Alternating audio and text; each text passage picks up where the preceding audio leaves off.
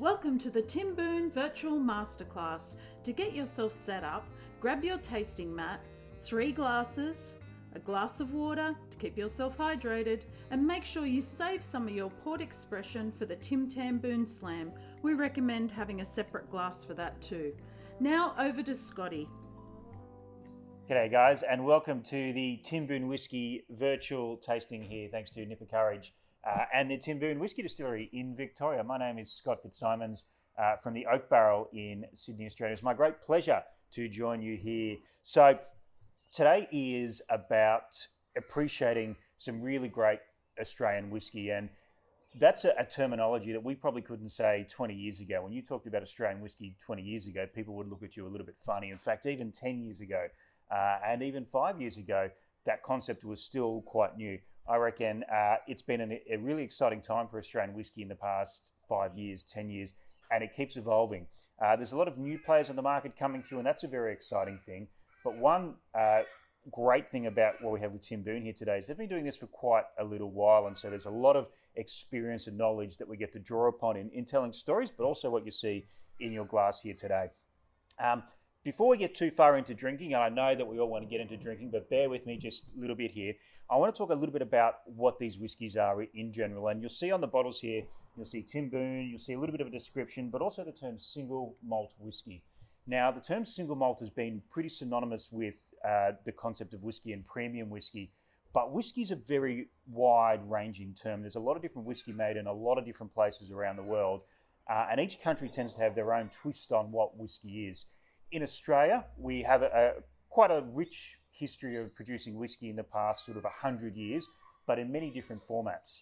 A lot of the whiskey that you'll see made in Australia now will be in a single malt style, but that's quite a new thing in the past sort of 20 years or so. It's very much inspired by the Scottish style, and single malt essentially means whiskey that's produced at one distillery, one single site, and exclusively from malted barley. From these sorts of grains here we have.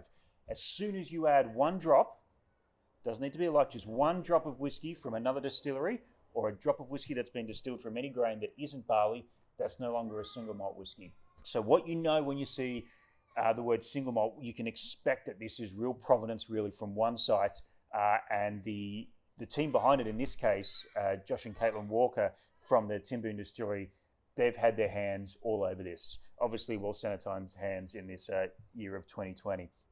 Alrighty, so I think it's time to jump into the first whiskey.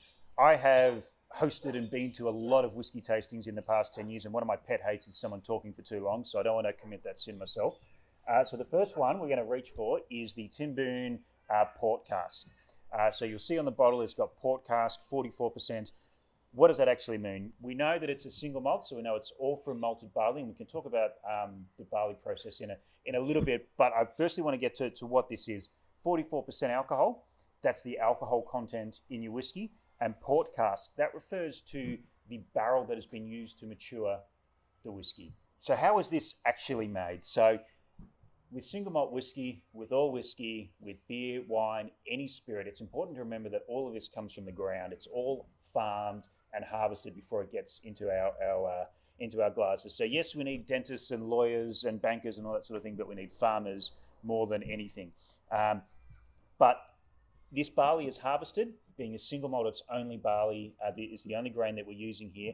Then it goes through a process of malting. And basically malting is getting barley ready to create alcohol. And the way to do it in sort of a simplified term is to trick the barley into thinking it's springtime so it starts to sprout. The way you do that is you wet it. And then you see the barley grains start to sprout. Once that happens, you don't actually want it to become a whole new plant, so you dry it out. You can do it with hot air, you can do it with different types of smokes and all that sort of thing. But what you've done there, once that process is created, is you've got the sugars activated in the grain, so that when you grind them up and put them into a hot water, into a big barrel, you can throw yeast at it, and the yeast will go in, have a big party, eat all the sugar, and create alcohol. And that alcohol is essentially, somewhere between 6 to 12%, depending on your process, but essentially it's a beer. Now, you could go down the route of adding hops and making a beer, but in Timboon's case, and what I personally think is the correct way to do this, is to take that beer, that wash as we call it in whiskey terms, and distill it. And distilling is essentially the art of separating alcohol and water. And when you are distilling a spirit, you're taking the heart of that spirit, the essence of it, and highlighting it.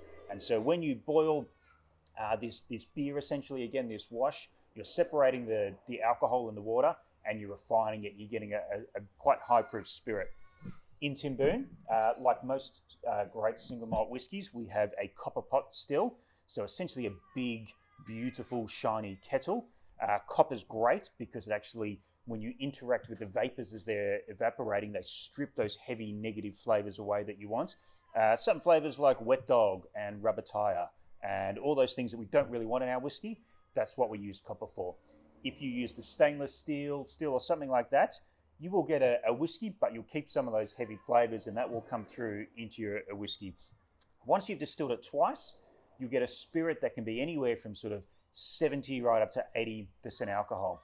What you'll do then is you'll chuck it into a barrel and you'll leave it in Australia for a minimum of 2 years. There is no such thing as 1-year-old Australian whiskey. It is not legally whiskey until it is 2 years old. So I'm going to talk a little bit more about the process that Timboon go through into adding the spirit, it's not whiskey yet, into the barrel at the start. But I think importantly for this first whiskey, they're using casks that previously held port, so a fortified wine. And you see our barrel here, if you've got, you walk through any distillery or any winery or anywhere that uses barrels, you'll see these things and they smell fantastic when they're full because barrels are like lungs. They contract and expand throughout different temperature changes, different pressure changes, and they're made out of wood, they're made out of oak. And oak is great, but it's not perfect. It's porous. It'll let things get into the oak and come out of it. So over the course of 2, 3, 4 years, what you're getting is the spirit inside getting into the oak, pulling out, extracting from the oak. And what does the oak have to give, as well as its French oak properties? We'll talk a little bit about French oak in a second, but it also has all that port that did the exact same thing 10, 20, 30 years previously when it was soaking into the oak when the port and tawny makers were using it to create their product. So over the course of this period, you're getting all that port flavors coming in and flavoring, softening, and really building the Timboon port cask. So I do get a lot of questions on how do you drink whiskey, and it's a very, very simple answer to that question. It is through your mouth.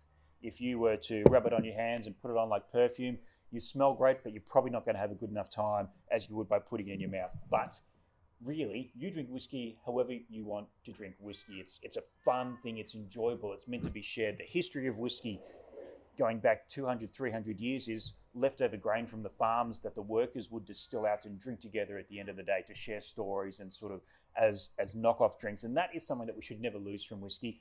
For the purposes of this virtual tasting, I'm going to drink it neat in a Glencairn glass. Why I like the Glencairn glasses, like the ones you've got at home, is they're concave, they go in, they're sort of concentrating the flavors, the aromas, so that when you stick your nose in, and we're not talking about wine, we're not talking about beer here, we're talking about a spirit that's 44% alcohol, it's a big drink.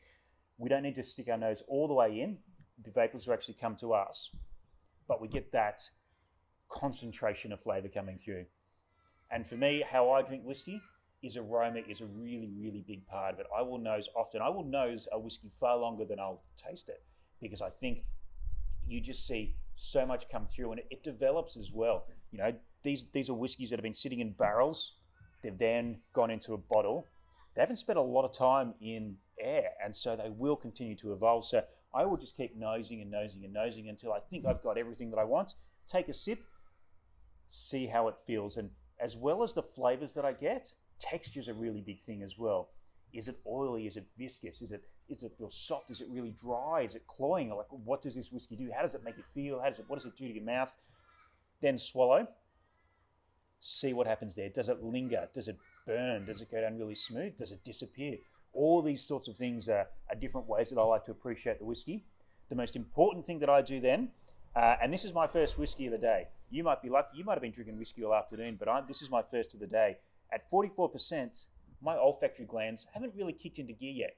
Once I take that first sip, they have, and they're starting to understand and deal with spirit at 44%. So when I go back and nose the second time, I actually get more and developed flavors.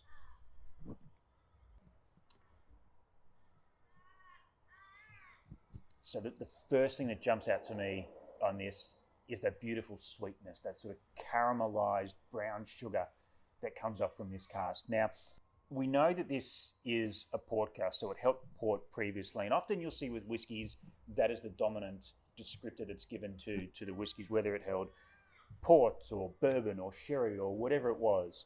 But equally as important to that is what type of oak, because just like the barley or whatever grain you're using in your whiskey is grown from the ground, the barrels that you use were also grown from the ground. They come from trees, and if you grow a tree in Australia or North America or Spain or France or Hungary or Russia, you're working with different climates and you're going to get different growth patterns. It's a bit of a rabbit hole, and we could spend hours and hours talking about whether your tree was grown on an east-facing or a west-facing side of the hill. But in a general sort of sense, there's two major types of oak that we use in whiskey, or have predominantly been used in whiskey, and it's mainly an access thing, is American oak and European oak. And European oak, predominantly French oak. In a general term, when we talk about these barrels, one of the most important things is the graining. And American oak has a really tight graining. That's really good for from a whiskey producer's point of view, because when it's tight graining, they fit well together and they don't leak. Leaking barrels are never a good thing for distillers, because whiskey on the floor is not as good as whiskey in your glass. But American oak barrels, because of that tight graining, can give beautiful honey and caramel sort of notes. They're very cleansing, just like the copper in the still. An American oak barrel will beautifully cleanse. So I think it's a great mixture of the port cask giving that sweetness and the American oak giving those honey and caramel flavors. Now, when I say all of these sorts of things, intrinsically you're going to sit there and go, oh, I'm going to look for honey and port notes and all that sort of thing. With whiskey, we spoke about the ingredients. There's barley, there's yeast, there's water. Then if you want to call copper and the oak an ingredient, that's all there is. If we were talking about gin, yes, it's probably someone's gone and thrown vanilla pods or honey in there. So those esters are creating these aromas that we're associating with flavors that we recognize and remember. What that means is we've all had different childhoods. We all probably had something different for lunch. So we're probably going to get different tasting notes. So while, yes, look for what I'm picking out, you might get completely different things, and that's perfectly fine. It's actually a very good thing to see that happen. But yes, I do get that sweetness and just that really alluring sort of. Now I'm going to take a sip, as I said, so talk amongst yourselves while I do.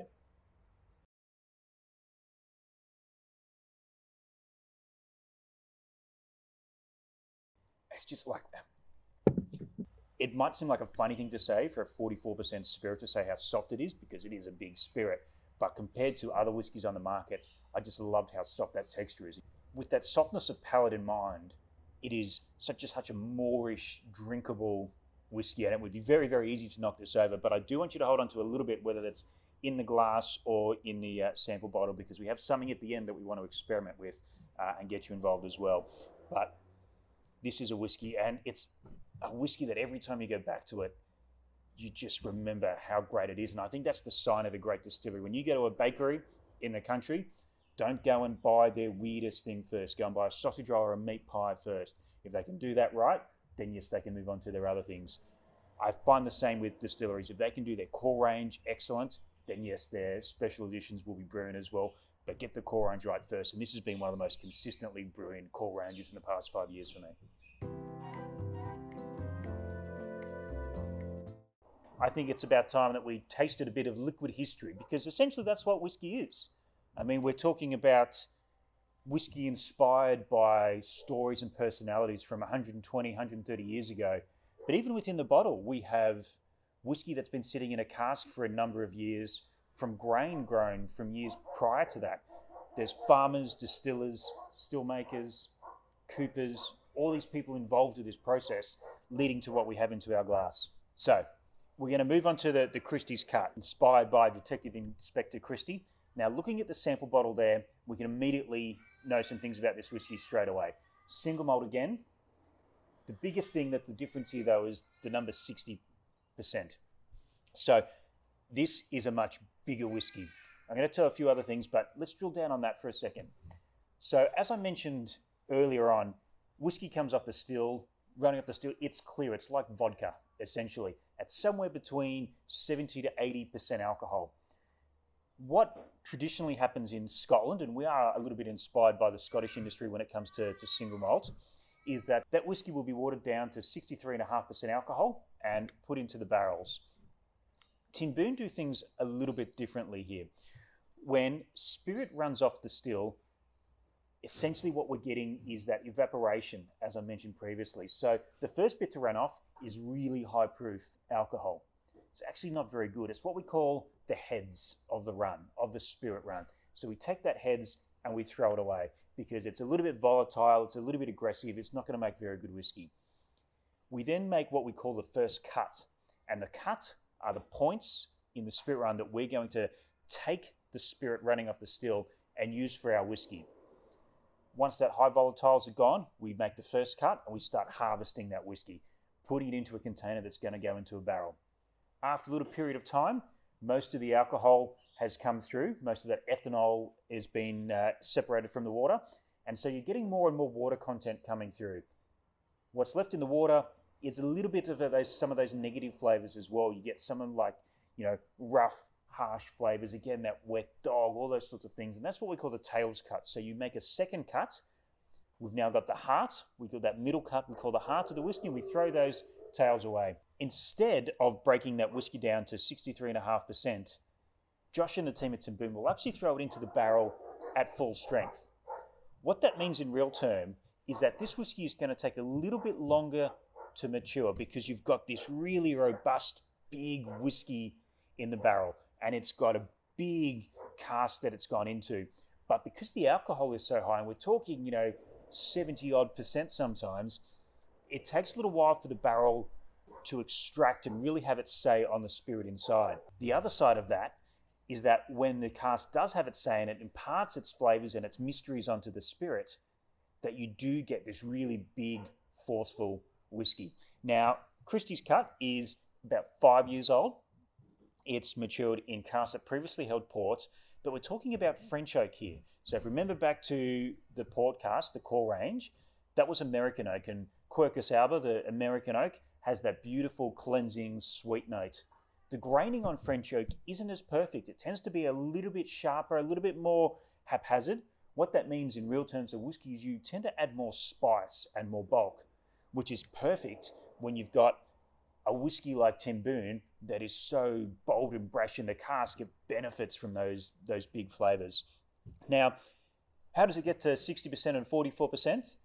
It's quite simple. When a barrel is decanted, to bring it down to whatever percentage of alcohol you want, you add water. So generally, whiskey, minimum of 40% alcohol. So when the whiskey comes out of the cask, and you will lose through evaporation, volume, but also alcohol content through your barrel. And again, these aren't porous. You can see it's going to pull through the graining. You add water and you let it sit, and it gets to 40%. But when you think about it, if your whiskey is 40%, that means 60% of it is water. And water is water. The 40% is the bit that was in the barrel. It was the bit that went through the still. It was the bit that went through that fermentation with the yeast. It was the bit that was distilled from the barley. So it is the whiskey, it's the flavor. So when we talk about a whiskey that's 60% alcohol, we're talking about a whiskey that's bigger and stronger, but it's also going to have more flavor because there physically has more of the good bits in it. Why distillers do this is because you get that really transparent and honest flavor of what the whiskey is. There is reasons to water whiskey down. The 44% port cask, I wouldn't touch. I think it's perfect as is. And also you get more bottles out of it. You pay less in excise taxes, so it helps keep the price down. But on a 60% whiskey like the Christie's cut, this is whiskey in its purest form. Now, as we go through this one, you'll see immediately, you'll feel those bigger notes. At 60%, some people might find this whiskey to be perfect as it is, but don't be afraid to throw a few drops of water at it. What you're doing then is you're actually breaking down those esters that we spoke about previously, and you'll bring the alcohol percentage down, but also develop flavors a little bit as well. So don't be afraid to do that, but there's no hard and fast rule. It's completely personal preference. But for me, the first thing I notice about this is it's almost, even though the cask is a little bit different in terms of the actual oak that's being used, it still has that DNA of Timboon. You can feel that roundness on the nose. It's still creamy. Those sugars, that flavor, that sort of sweet intensity, though, is really, for lack of a better word, distilled into this nose. But again, I've had this open now for a few minutes, and it's developing, and this is really layered for me. And it sounds like I might be like a little bit of a wanky tasting note thing here, but I like to personify my whiskies a little bit and sort of see how they feel. Texture is a huge thing for me, and this, every time I get back, I'm getting something new. It's revealing a secret it didn't show before.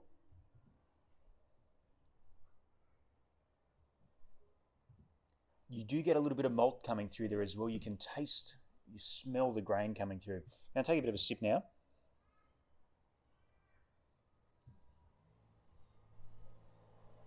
Yeah, and you can see on the back end, that beautiful spice coming through. Now that is coming from the French oak. You might, get a little bit more from the 60% alcohol. There's no denying there is more alcohol in this one. But personally, I think the alcohol's managed sublimely on this. It's more that French oak giving that cracked pepper thing right at the back. You might also, it's something I did mention on the podcast, but you might have got there, and you might be someone sitting at home going, did I pick up a little bit of smoke on that one? Yes and no. If we talk about peated whiskey, smoky whiskey traditionally, particularly from a Scottish sense, we're talking about barley that during that malting process has been infused with peat smoke. There's no peat smoke, no peat matter that's gone into any of these whiskies, but what has happened here is the barrels that they've used have been quite heavily charred. Create like an alligator skin so that the whiskey can get into the oak. It also helps caramelize any residue that's in the oak and sort of give that flavor back. Sometimes that can appear as like a wispy, smoky sort of element. So if you're getting smoke right at the back of this whiskey, don't feel like, oh, okay, I don't know what's going on. Am I getting this wrong? 100% not. It's there. Some people get it, some people don't. If you get it, believe in yourself, trust yourself. There's no right or wrong answer with tasting whiskey. One thing I can't deny that even, and it seems like folly to say how soft a 60% spirit is of any type, but this is soft. This is really luxurious. It's really elegant for me. And again, I think if we're going to come up with a debating team line, or a key word today, it's moorish. Everything on the first two is really moorish. You could just go back and back. At 60%, that could be dangerous. So wherever you are when you're watching this, please do not drive home to your bedroom. Get an Uber from your lounge room to your bedroom tonight. There is an element of it as well when you try any whiskey. It's the stop and pause. And just to reiterate this, and I'm lucky enough to have a bit of barley here, there are so many people that have been involved with the creation of this beautiful golden liquid in the glass, and we can take it for granted. We're talking a lot about Josh and the Timboon team here, but there are the coopers and the winemakers who use this barrel. There are the farmers that grew the barley, that harvested the barley prior to this. All of these people have played an integral role of getting to this, and I think it's important whether your whiskey is 2 years old, 5 years old, 50 years old, is to step back and go, yeah, this is liquid history. This is what we're drinking. Modern history, ancient history, doesn't matter. It's a piece of liquid history. One question that we haven't really touched upon, and we actually got quite a good visual representation here of some bottles, is the colour of these whiskies. Now, the colour of a whiskey comes from the barrel, as when your whiskey, your spirit is sitting in an oak cask, as well as taking flavour, it's also taking colour from that cask. I'm going to preface this a little bit by saying, or admitting that in Scotland and in Japan and in Australia, some of the bigger distilleries will use they're allowed to use a colouring agent called E150. It's basically a caramel colour. It makes whiskies darker, and if you're making millions and millions of bottles a year, it helps create consistency across batches. So if you have a blend that needs to look exactly the same in every airport bar in the world, you'll use that colouring agent to make sure it does look the same.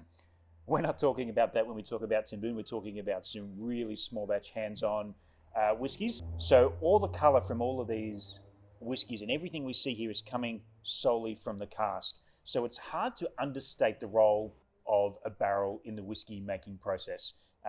And you'll find that each cask might be by spec exactly the same, filled on the same day, often you can get two completely different whiskies. Timboon are now working with their own cooperage, which is incredibly exciting. It's actually Caitlin's father, A. Beckett's cooperage, and he's traveled all around the world learning the arts, and it was a dying art until 10 years ago when, in the midst now of this wonderful dark spirits boom, driven by whiskey predominantly, that the art of cooperage is coming back, and new people are coming into the industry and learning skills that we would have lost otherwise. So, as I said at the very start, there are a handful of distilleries in the world that have their own cooperages, and Timboon is now one of them, which is incredibly exciting, not only from a whiskey nerd's point of view, to be able to go down and see the whole process, but also from a provenance point of view and from someone who loves the Australian whiskey industry to see these skills being developed in this country. I cannot wait. Might be 3 years, might be 5 years, might be 10 years, but when we see a Timboon estate bottling, barley grown on estate, using barrels they've coopered themselves, that is, you can't get more provenance than that. That's going to be a very, very exciting time. For the third whiskey, it's something very, very special, an expression called the Governor's Reserve, which traditionally you can only get from the distillery. It's a release that you can only get there. In these times, cellar door is a little bit less active than it would normally be, so a big thank you to Josh and Caitlin for letting a few escape. This sold out in about a week from the bottles that left the distillery, so this is actually quite exciting for me because I haven't seen a full bottle of this for a little while. But this is the Governor's Reserve, and this is sort of released in batches. No two Governor's Reserve are ever the same. Now, beyond what you can read on the label, just going to drill down to a few more specifics about this whiskey. In terms of full bottles, there was only 96 ever made in the world. That's how rare this one was. It was French oak port cask, and it's actually an A. Beckett's cask. So we're talking about the very early iterations of the in-house cooperage here. Something unique, and what I touched on very briefly with that heavily charred cask that might be giving a little bit of smoke on the first two releases, this is Timboon's first peated release. So in terms of the malt makeup, the malt specifications that went into distilling this whiskey, 15% of it was peated malt. So while, again, we have French oak port cask, just like the Christie's cut was a development of the port cask in terms of going from American oak to French oak, we're staying with French oak and port cask, but we're actually moving into a portion of it being peated as well. So it's actually quite a good journey to go through here to see the development. That's one of the great things I love about these sorts of tastings is if you're lucky enough to own all of these three bottles at home, you're probably unlikely to go through all of them in a vertical tasting in one night. But what we're doing here is we are going through this, we're comparing and contrasting and actually see the differences in here. And so the biggest difference in this Governor's Reserve, this very rare Governor's Reserve, is the peated elements. Now, it's a term that gets thrown around a lot in whiskey, and people sort of interchange it with the word smoky. But what is peat and what is peating, and what does that actually mean? And it is actually different to smoke. So going back to what we were talking about in terms of the barley. Now, the year is 2020, and we have a lot of technology, and science is great, and we know how to run air fans and that sort of thing. So in the process of when we are malting our barley, we trick it into thinking it's springtime, but as I mentioned, we don't want it to go and sprout the whole way. We just want those sugars to appear so we can make alcohol out of them. We need to stop that process. So we can pump hot air through a room so to dry it all out and to stop that germination happening. Back in the day, 200, 300 years ago, things were a little bit different. And so the traditional way to stop that process was to light a fire underneath the barley floors to actually stop that process happening. Now, in Northern Ireland and in the Inner Hebrides of Scotland, in mainland Scotland, their source of fuel in that time was peat. And peat is basically compressed mud and matter in the earth that's probably on its way to becoming fossilized and becoming coal. But you can actually cut it out of the ground into square logs, and it's so dense and compressed that these mud matter logs you can actually light on fire. And 200, 300 years ago, that was everyone's source of fuel, of heat, of all the things they needed for cooking and staying alive, just like you need whiskey to stay alive, in my opinion, as well. So what you do when you need to dry out the peat is light a fire underneath it using peat. Those phenolic molecules that are coming off in that smoke are actually getting into the barley during that process. These days, as I said, we can pump hot air through, and we don't need to put peat into our malting process, but it's a desired flavour. Heavily peated Scottish whiskies are very, very popular. It's a growing thing in Australia. So this is now done on purpose to add that element. So smoke is the flavour you can get. Peat is the actual matter. And me on this, and on the nose particularly, will you get that again? God, I love that sweetness that comes off these whiskies. It's just so beautiful and so inviting. But that little bit of oak influence and that little bit of earthy matter that is coming through from that peat. I dare say I haven't actually tried this whiskey before because it's so rare. I haven't this is why I begged to do this tasting so I could try this whiskey. When I try this, I'm expecting a little bit of smoke on the back palate, but we'll try it. 53.6%. So that is natural cask strength. That is, it came out of the barrels. It's been left to stabilize for a little bit, thrown into a bottle, and they haven't thrown any water at this. This is pure natural. So every drop of this has come from the barley, has gone through the fermentation process, through the stills into barrels. So let's take a look at this. And again, there's another element, there's another dimension to what we saw on Christie's cut. And there's DNA the whole way through, but we're looking a little bit different here. And certainly I'm getting a little bit more oak, a little bit more spice on the nose, when the spice on the Christie's cut was at the back.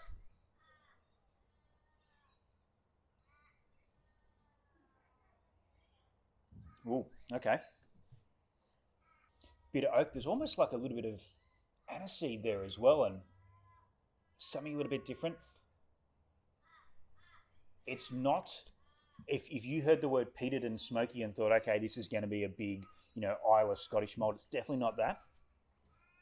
It's coming in initially wisps, but then this finish is just pushing out in sort of like waves of this peaty, earthy smoke. It's like a smouldering fire, but not at night. It's about like 2 days after, when just like the last bit from underneath, that last ember is sort of wisping off into the air, and that's sort of the lingering element that I get here. Very, very cool, and it's something completely different.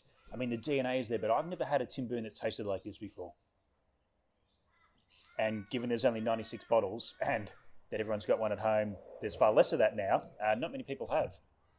One thing that I do love as well, as I've sort of spoken about a little bit, is the texture. And I think this is the longest finish. And the more that you talk, the more that your mouth moves, actually the more I can feel it right down the throat. This is a really warming, very, very special whiskey, and I'm very, very privileged to try it. So we've had a lot of fun trying through these 3 excellent single malt whiskies from Timboon down in Victoria. But not all of this can be fun. Some of this needs to be serious business. So we're getting to the point of the tasting where we need to get a little bit serious. And this is where our friends, the Tim Tam, comes in to play. So you might have heard of the Tim Tam Slam.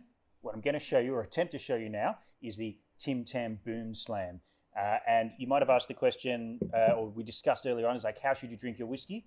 However you want to drink your whiskey is the correct way to drink your whiskey. And this is a little bit different way to drink your whiskey. The best thing about this is not being live. I can actually give this a few goes if I stuff this up, which I inevitably will. So apologies in advance to the team at Timboon when I make a mess of myself here. But what we're going to do with the Tim Tam Slam is they basically take this regular looking Tim Tam and turn it into a straw. And the way to do that is take just a very small amount of opposite corners. Just enough to actually break through. I didn't do that quite well enough there. Probably a little bit too much there, but you get the gist. And the other corner. That's better. That's how I was meant to do it. Now, get the whiskey, which I've decanted into a tumbler here so I can get my Tim Tam in it to a little bit better. You can use whatever you want at home.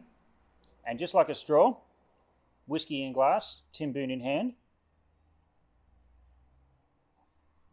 Oh, yeah. That's an experience. You have to suck a little quite hard, and I hope you all picked that up and sound of me sucking. That's exactly what you want in your living room on a whiskey tasting night. But when you get that whiskey pulling through, the 44% port cask pulling through the Tim Tam, you get this glorious chocolatey, desserty sort of flavor. We all know, obviously, that dessert is the most important meal of the day as well. And the best thing is you can go back and do this again and get it all over yourself. I've always said the more mess you make, the more fun you're having. So feel free to make an absolute mess of yourself at home. And I would like to see it. I've just made a mess of myself, and basically created my new Facebook profile picture by doing that. But if you have a bit of fun at home and want to take a photo of yourself doing it, feel free to tag us all on social media. I'd love to see how this ends up. If you want to get in touch and ask any more questions, you can find me on Instagram, either at Oak Barrel or at fitzsimons.scott. The Oak Barrel has lots of information about whiskey, wine and beer. Fitzsimons.scott is a little bit about my journey through spirits, but also embarrassing my sisters. Feel free to jump on, and I encourage for actual real information, jump on at Nipper Courage to follow them. And for the whole suite of Timboon, and that's really the most important one, is to follow them and all their details. That's coming up on the screen now.